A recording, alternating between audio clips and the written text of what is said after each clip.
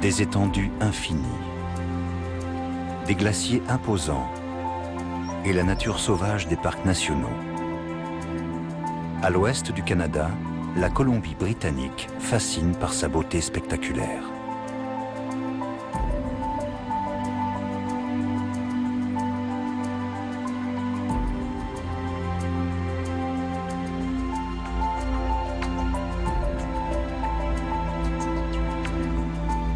La Colombie-Britannique longe le Pacifique au sud-ouest du Canada.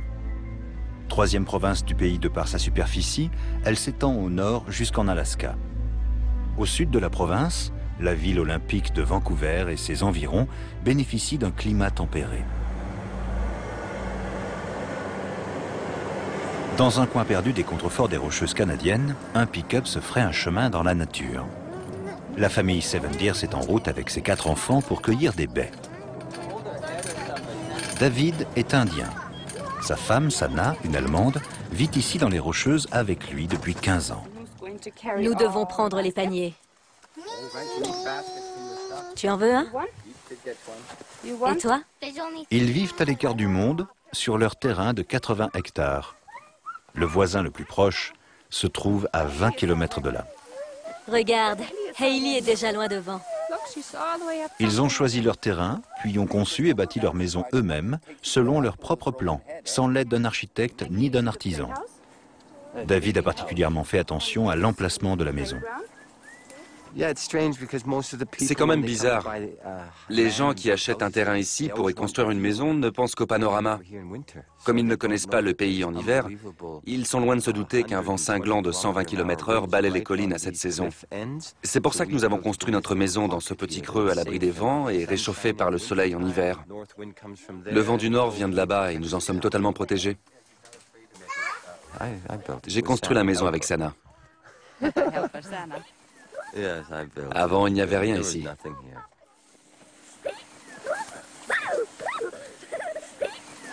Sami, le fils aîné, ne se promène jamais sans son sac à dos. Il veut devenir guide de montagne. Hailey, sa sœur de 11 ans, veut quant à elle devenir archéologue. Sami croit avoir découvert une source. Ce n'est pas une source, mais un trou de mine. Il a été percé à la dynamite par des mineurs il y a 100 ans parce qu'ils cherchaient de l'or. Là-bas, ils ont fait un tas avec tout ce qui n'était pas de l'or. C'est des cailloux pour s'amuser. Des pierres qui brillent. Allez les garçons. Sami, tu as ramassé assez d'or. Regarde-moi ce nabab. Je crois qu'ici, nos enfants ont la plus belle enfance possible. Une idylle pleine de dangers. Nous avons des coyotes, des pumas, des ours. Et même les coyotes peuvent ou pourraient s'avérer très dangereux pour les tout-petits, parce qu'ils les attrapent et les emmènent avec eux, comme le font parfois les pumas. Et là, vous les voyez disparaître sans pouvoir réagir. Tous les ans, en Colombie-Britannique, des dizaines de personnes sont attaquées et tuées par des ours ou des pumas. Les coyotes ne tuent pas d'hommes, contrairement aux loups. Le gouvernement essaie d'étouffer ces affaires, mais beaucoup de gens sont victimes de ces attaques ici. Il faut faire attention en permanence. Ces animaux vivent là depuis bien plus longtemps que nous. C'est leur pays plutôt que le nôtre. Et nous devons le respecter. Même s'ils vivent sans électricité ni téléphone, ils sont heureux. Les enfants ne connaissent pas le plaisir de l'eau chaude qui sort du robinet, mais celui de l'eau pure qui vient de la montagne. Leur père a découvert une source sur leur terrain et c'est là qu'ils puisent leur eau depuis des années.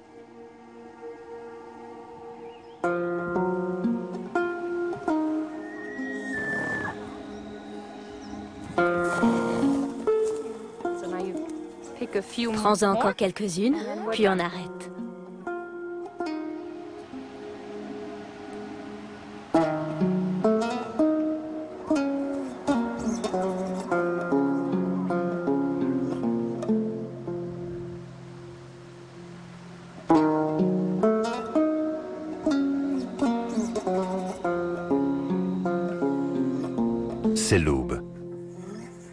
L'ancienne conseillère financière de 35 ans est déjà debout. Elle s'est mise à l'écriture il y a quelques années. Les femmes de courage qui partent et osent s'aventurer dans l'inconnu sont les héroïnes de ses romans.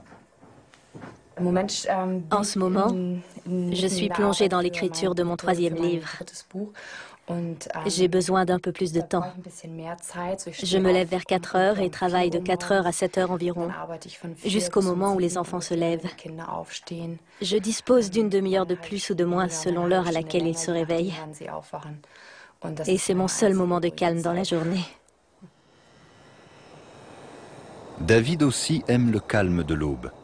Ce sculpteur sur pierre et sur bois essaie de vivre en harmonie avec la nature et tire son inspiration de ses ancêtres. C'est au cours de la réalisation d'un totem pour un musée de Hambourg qu'il a rencontré sa femme. J'ai entendu un sage dire une fois, « Laisse le travail venir à toi ». C'est dans cet esprit que je crée mes œuvres. Et quand elles sont terminées, elles disparaissent. Je prends un de mes blocs de marbre ou de granit et laisse l'inspiration venir. Je travaille et ensuite quelqu'un vient et emporte ce que j'ai fait. David aime travailler sans subir de pression. Il accepte en contrepartie de gagner peu d'argent et de vivre modestement. La richesse de Sana, c'est sa famille. Elle lui donne un sentiment de sécurité. Tous les matins, elle fait cours à ses enfants. C'est une pratique tout à fait légale et courante au Canada. Le chemin pour aller à l'école serait trop long et puis il n'y a pas de ramassage scolaire ici. Jane a dit « Maman, maman ». J'ai fait moi-même une compilation de programmes scolaires, en me basant à la fois sur des programmes allemands, parce qu'une de mes amies travaille dans une école germano-américaine et a pu m'aider, et sur les programmes en vigueur ici, parce que je voulais m'assurer que les enfants soient aussi au niveau du programme de Colombie-Britannique. Damals, als Wikinger die Küstenorte überfallen haben. Tu sais ce que ça veut dire, Küstenorte? C'est des endroits comme des villes au bord de la mer. J'adore l'école et j'adore apprendre des choses, les grandes universités et tout ça, c'est vraiment cool. David est en train de fabriquer un masque en marbre pour un client allemand. Il est apprécié en Europe pour son art indien. Ici, en tant qu'Indien, il est méprisé. Au début, j'ai souffert d'un racisme exacerbé dans cette région. Dans la petite ville d'à côté, ils m'ont dit de rentrer chez moi, dans ma réserve. Et ils ont essayé de manifester contre nous. Des policiers m'ont arrêté, puis leurs regards ont glissé sur moi pour se fixer sur ma femme. Ils lui ont demandé si tout allait bien parce qu'ils ne comprenaient pas ce qu'une blanche faisait avec moi. Ils croyaient que je l'avais enlevée. Quand je raconte cette histoire, la plupart des gens disent « la police se faisait simplement du souci pour ta femme ». En réalité, ils n'arrivent pas à se faire au fait que différentes races cohabitent. À table! En Allemagne, les parents de Sana ont eu du mal à accepter que leurs filles partent vivre en pleine nature. Ils aimeraient tellement avoir leurs petits-enfants auprès d'eux. Ils ont pourtant respecté le choix de leur fille. Un jour, mon père m'a prise à part et m'a demandé avec gravité si je me sentais vraiment bien ici, si j'arrivais vraiment à imaginer ma vie et mon bonheur ici. Quand je lui ai répondu que oui, il l'a accepté.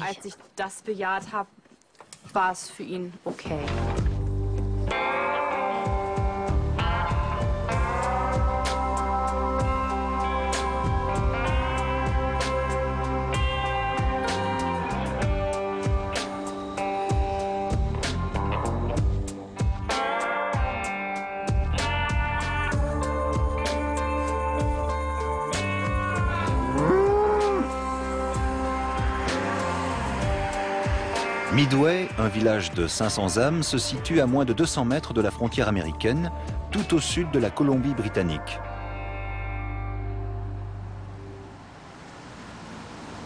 C'est là qu'a atterri Julie Damore.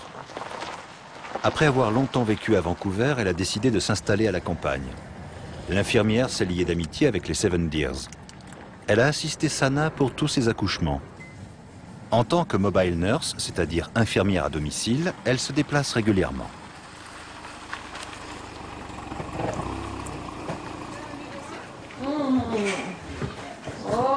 Bonjour, comment ça va? Lou Algar est tchèque et vit depuis quelques années à Midway avec son mari canadien.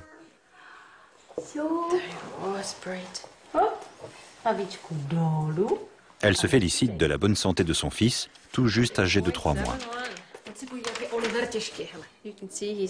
Il est vraiment mignon et en bonne santé. Son teint est vif et il est bien nourri. Il vient de prendre 1 kilo en un mois. C'est magnifique.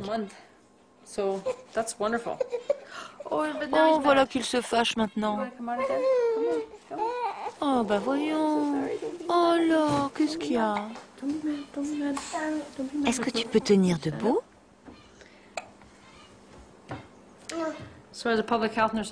Ici, les infirmières ont l'obligation de contrôler le bon développement des bébés. Pour les visites, j'emmène toujours ma balance. Et j'espère pouvoir déceler le plus tôt possible les éventuels problèmes de vue, d'ouïe ou même de dentition.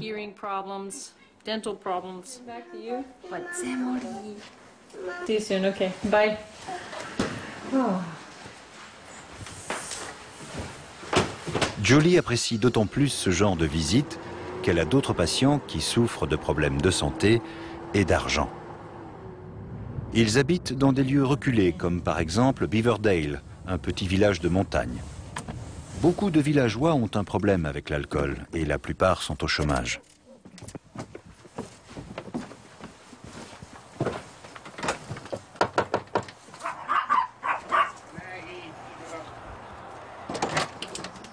Bonjour Dave, comment ça va?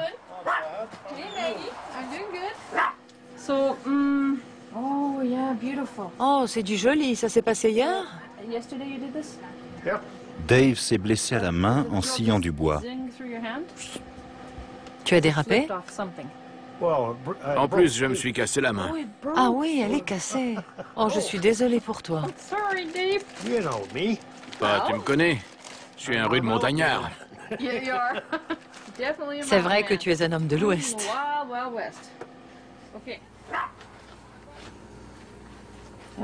Est-ce que tu as de la fièvre? Non. Ça fait très mal? Non. Vous, les gars de la montagne, vous êtes vraiment coriaces. Hein? Mais surveille bien ta blessure quand même. Hein?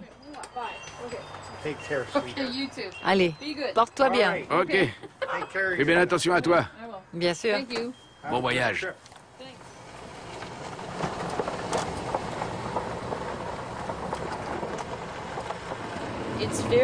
Dans ces endroits isolés, les soins médicaux sont un réel problème.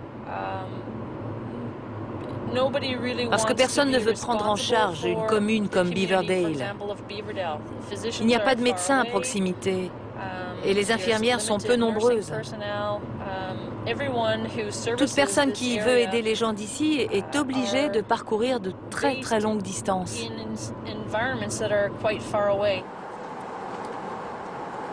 Julie écoute les problèmes des gens et fait parfois office d'assistante sociale.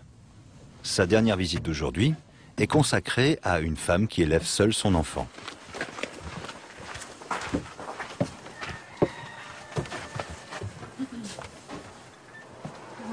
Bonjour. Tammy va assez mal depuis que son mari est mort du cancer. À 26 ans, elle gère difficilement le quotidien. Grâce à l'aide de Julie, elle a tout de même réussi, il y a quelques semaines, à se débarrasser de tout ce qui était cassé et qui encombrait son logement. C'est super. 13 960 grammes, presque 14 kilos. C'est formidable. Je remballe tout ça avant que les chats sautent sur la balance. Hein. Oui, ils aiment bien sauter dessus. C'est le retour pour Midway. C'est là que Julie a son cabinet de soins. l'hôpital le plus proche étant situé à 60 km d'ici. Chez nous non plus, il n'y a pas de médecin. Un médecin à la retraite nous rend visite 2 fois par semaine. Il vient d'une petite ville qui est à 65 km. Il travaille à temps partiel et s'occupe de tous ceux qui l'appellent. Il gère aussi les urgences et quelquefois, il reçoit plus de 40 personnes par jour.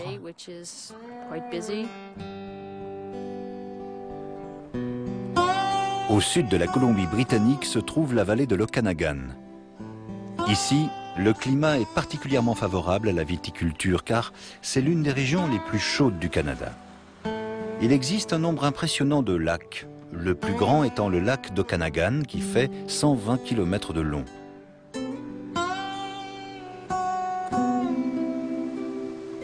Le vignoble de Grey Monk appartient à une famille autrichienne. C'est le mois de septembre, la saison des vendanges vient de commencer.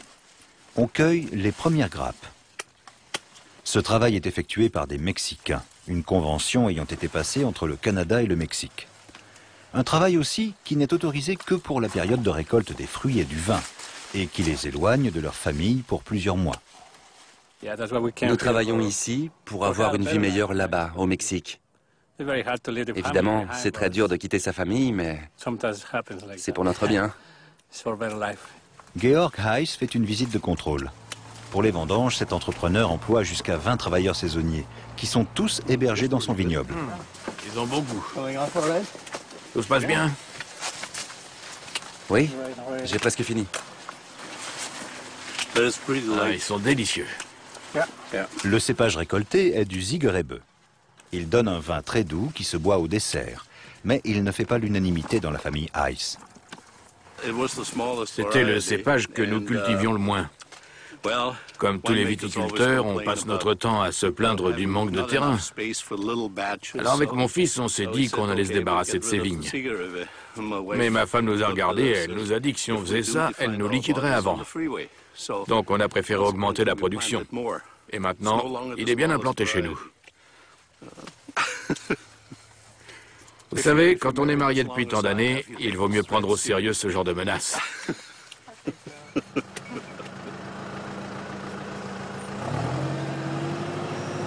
Le climat local est idéal pour le raisin.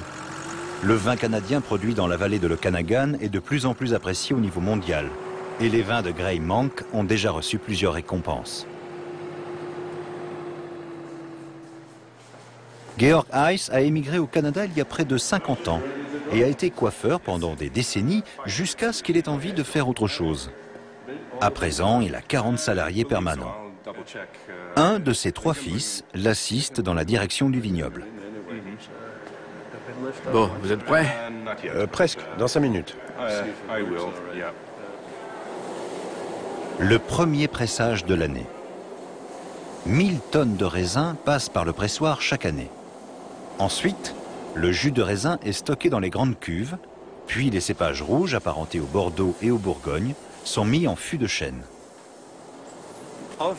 Notre philosophie du vin, c'est qu'il doit garder le goût de ces grappes de raisin. Donc nous utilisons les fûts de chêne avec prudence.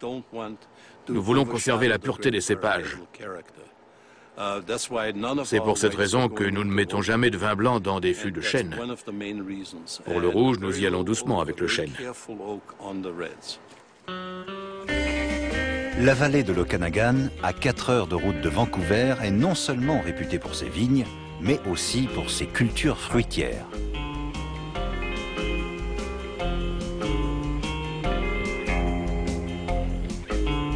Dave Sloan est producteur de fruits.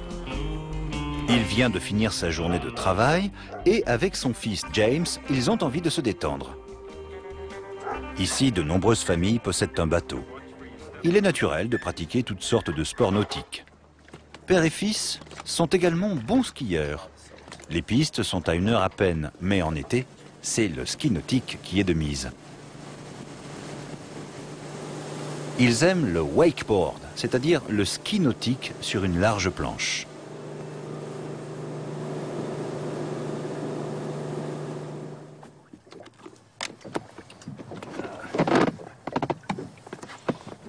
Tes chaussures de wakeboard sont toutes neuves, elles vont se faire. Elle est froide?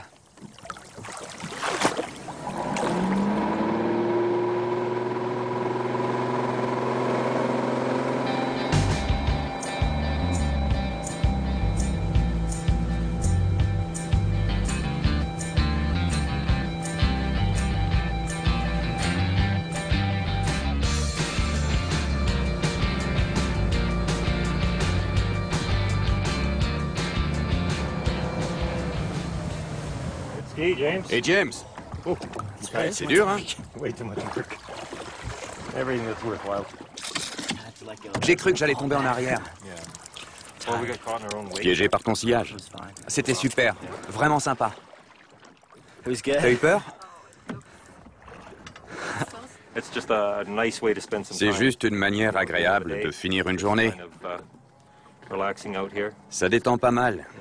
Et puis, qu'est-ce qu'il y a de mieux après une longue journée de travail? Prendre le bateau et s'amuser un peu. Tu vas en faire aussi? Je ne sais pas si je vais réussir à me redresser. J'essaie si tu veux.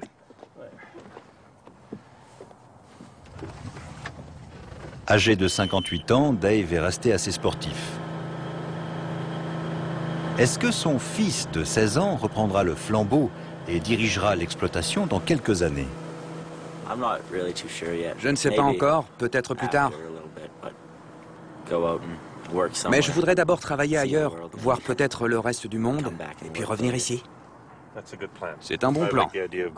J'aime bien cette idée de partir et d'aller travailler ailleurs quelques années avant de réfléchir à la question. Mais n'oublie pas que cette exploitation marche plutôt bien.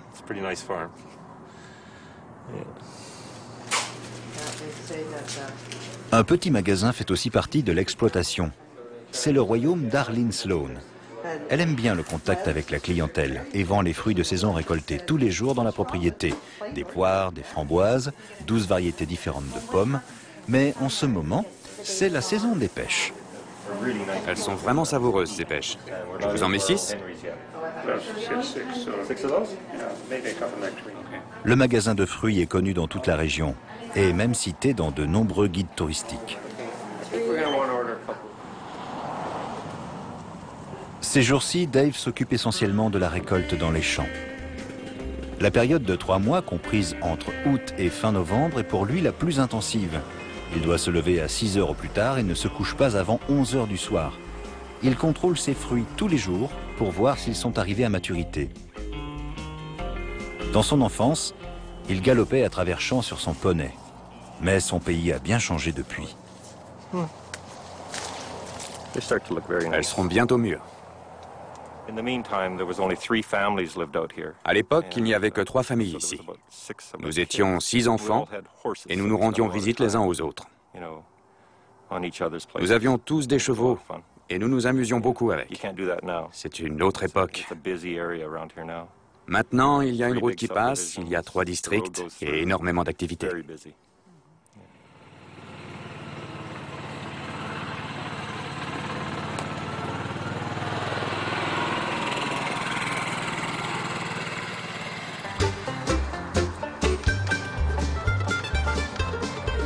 À l'est de la Colombie-Britannique, Greenwood a un charme bien particulier. On a l'impression d'un voyage dans le temps.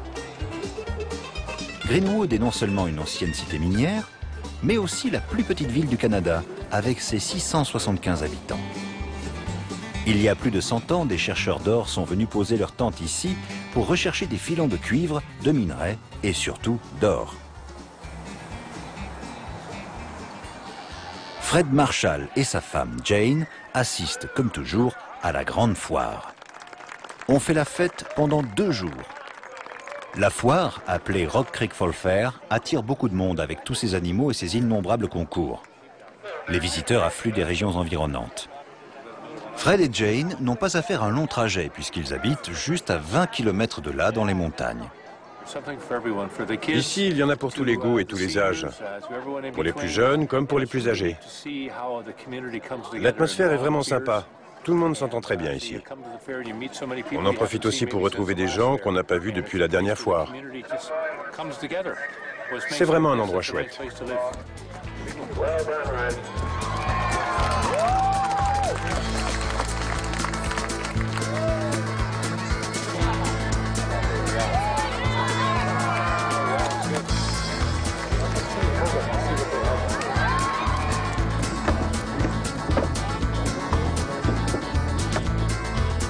Okay, very nice. Way to go. Bring her home.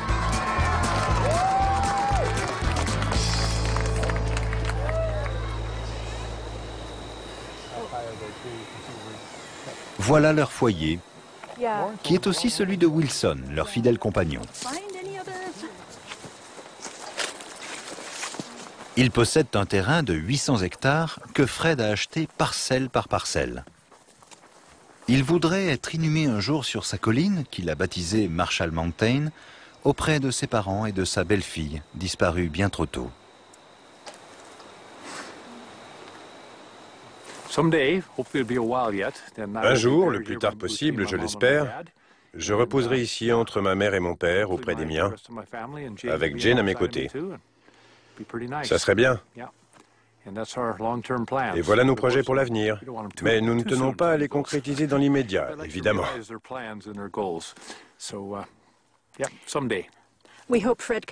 Espérons que Fred sera encore capable de grimper sur cette colline à 100 ans. Je ne pense pas que j'y arriverai. Mon père est mort à 87 ans. J'aurai de la chance si j'atteins cet âge. Fred est sylviculteur et s'occupe d'exploitation forestière durable. Le gouvernement l'a chargé de la gestion de vastes parcelles. Avec Jane, il a déclaré la guerre aux mauvaises herbes sur sa propriété.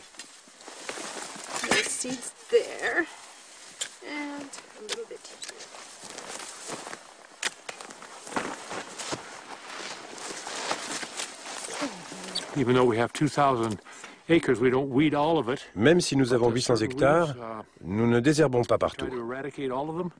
Nous essayons en fait d'éliminer des types précis de mauvaises herbes.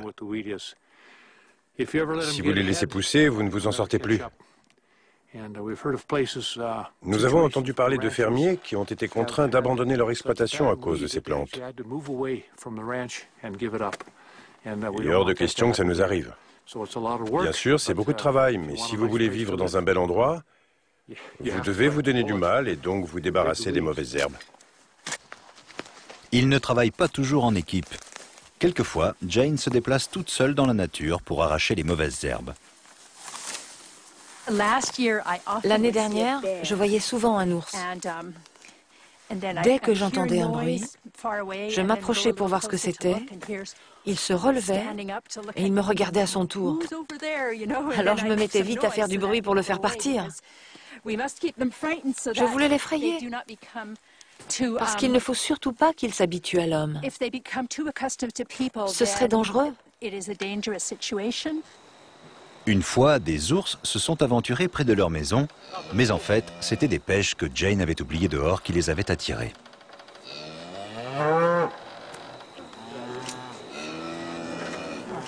Jane et Fred possèdent un troupeau de 25 vaches.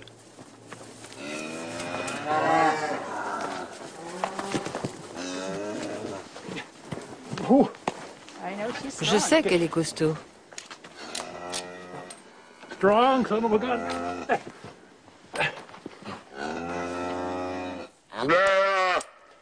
C'est bon, je l'ai. Nous ne leur donnons que du fourrage de la meilleure qualité sans rien y ajouter. Ça donne une viande particulièrement goûteuse et saine.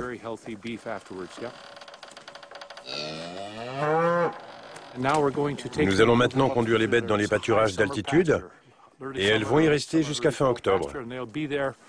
Ensuite, nous les redescendrons au niveau intermédiaire. Et puis en décembre, elles iront dans les pâturages d'hiver et nous ajouterons du foin à leur nourriture.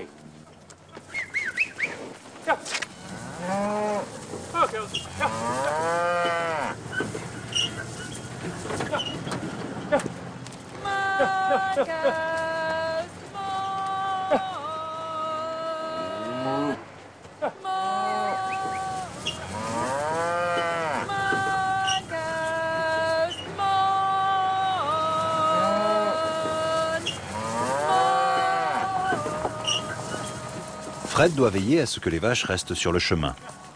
À 68 ans, il est encore assez bon cavalier. Pour sa part, Jane, âgée de 57 ans, souffre de problèmes de dos. Mais elle aimait bien monter à cheval avant.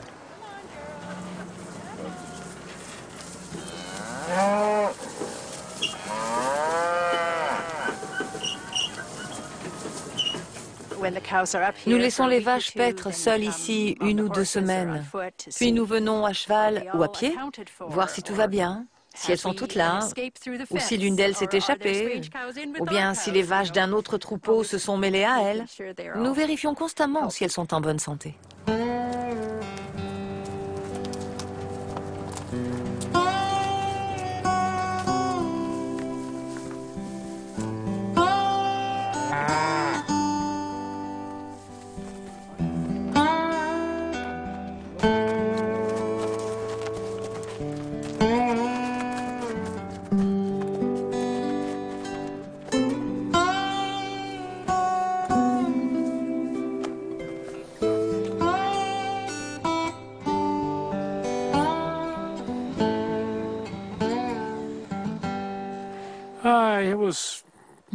Ça s'est plutôt bien passé. Il y a eu quelques moments d'agitation dans la forêt quand des vaches se sont enfuies pour récupérer leurs veaux. Mais comme j'ai un bon cheval et un bon guide, tout s'est arrangé. Quittons ces contrées sauvages de l'Ouest pour rallier l'une des plus belles métropoles du monde, Vancouver. Il suffit de visiter cette ville par beau temps pour succomber à son charme. Le regard est attiré par l'eau et la montagne alentour. L'emblème olympique accueille aussi le visiteur. Dans cette ville, le niveau de vie est très élevé. Il fait bon vivre à Vancouver.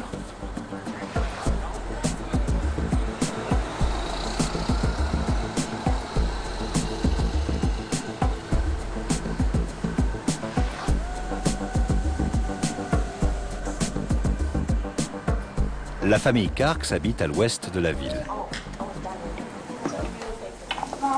Maman, je le mets là-dedans? Oui, s'il te plaît. Valentina Karks prépare les crêpes qu'elle sert au petit déjeuner tous les samedis. Son jeune fils, Joshua, participe à leur fabrication avec l'aide de 2 étudiants en échange universitaire hébergés par la famille. Au début, Marichua n'avait pas envie de partager sa maman avec eux, mais elle apprécie maintenant cette animation supplémentaire à la maison. Tout est prêt? Ok, parfait. Servez-vous.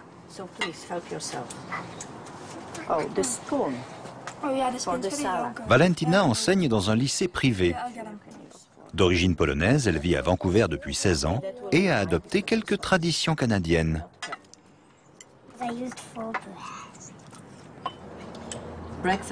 Chez nous, le petit déjeuner n'était pas du tout sucré. Ah bon? Non. On mangeait du jambon ou du fromage. On appréciait particulièrement le fromage blanc, mais il n'y avait jamais rien de sucré. Pas de fruits non plus? Non, pas de fruits. Et vous avez des toasts au fromage au petit déjeuner? Oui. Est-ce que tu bois des jus de fruits, du café ou du thé? Au Japon, du café. Et tes parents? Mes parents? Oui, ils boivent du café? Oui.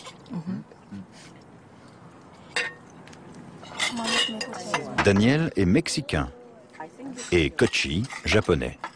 Ils veulent apprendre l'anglais. Notre première étudiante était une jeune japonaise, très gentille et polie, qui est restée chez nous 2 semaines. C'était en été, je ne travaillais pas et j'avais donc beaucoup de temps à lui consacrer. Cette expérience a plu à toute la famille et nous avons donc décidé de continuer.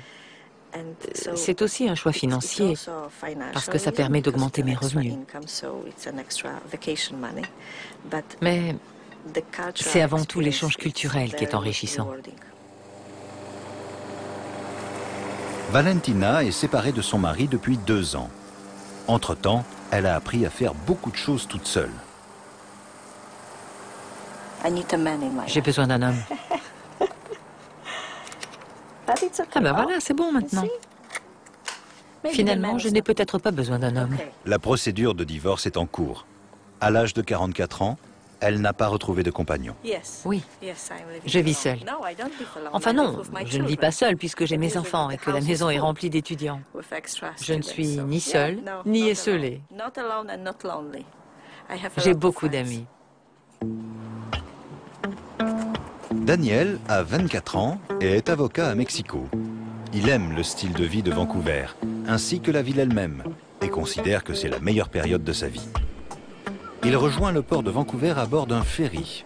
Il veut visiter le pavillon du Canada construit à l'occasion de l'exposition universelle.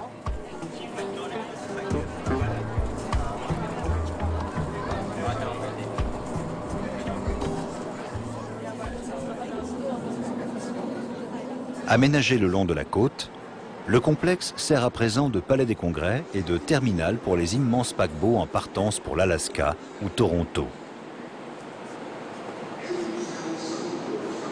La promenade offre une magnifique perspective sur la fourmilière du port. Et aujourd'hui, la vue sur le nord de Vancouver est fantastique.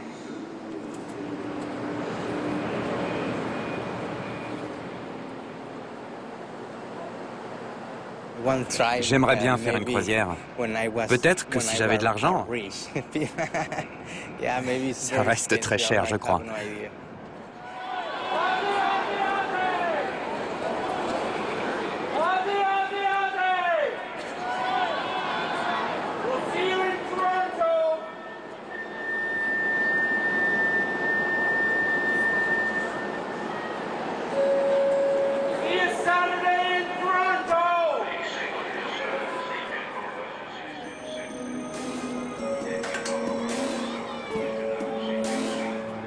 Il n'y a qu'un pas de la Canada Place, qui longe la baie Burrard, à Chinatown.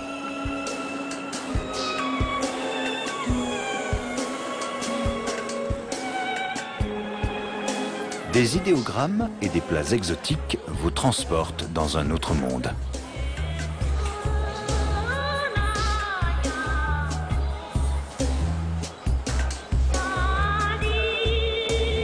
Près d'un tiers des habitants de Vancouver sont des Chinois. C'est la plus grande communauté de migrants non européens.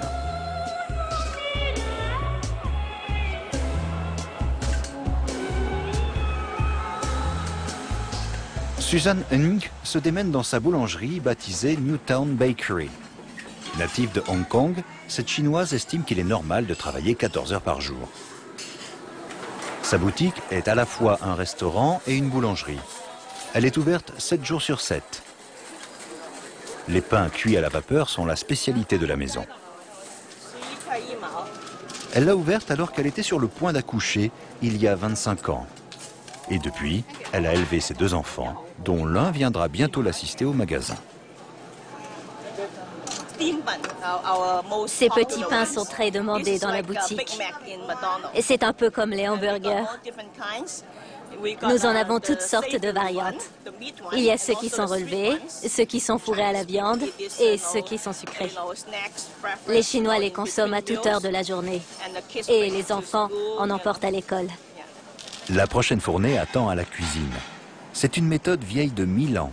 À l'époque, les Chinois ne connaissaient pas la cuisson au four.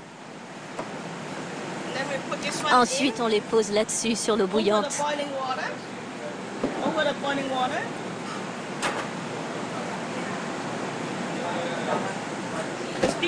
La vapeur est très chaude.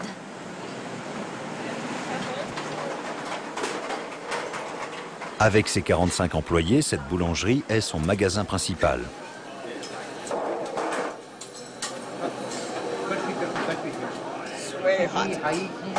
Il y a 2 autres petits magasins près de l'aéroport, car ces petits pains, dénommés Steamed Buns, sont également distribués par avion sous forme congelée.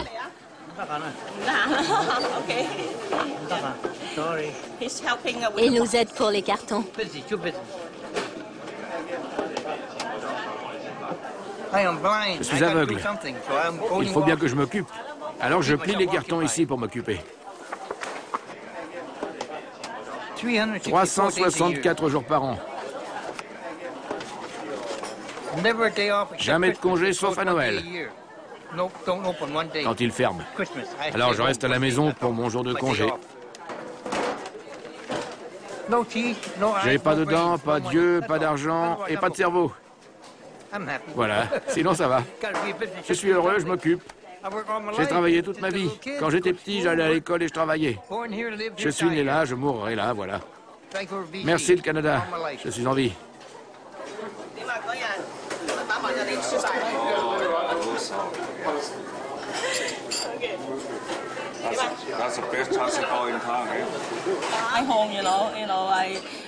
C'est mon chez-moi ici, vous savez. J'ai beaucoup d'habitués, ce sont mes amis.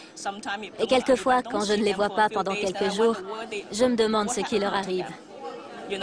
Je m'inquiète pour eux parce qu'ils viennent régulièrement, au moins une fois par jour, même 2 ou 3 fois par jour pour certains. Vous savez, c'est un peu leur deuxième maison ici.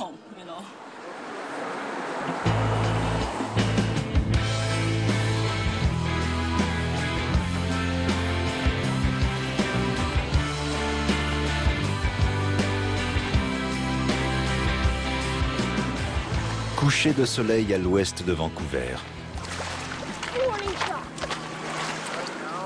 Le Pacifique s'achève ici, au pied du fils de Valentina et de son copain.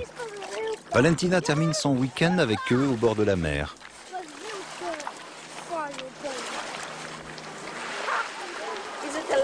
Elle est vivante? Oui, tiens, pose-la ici.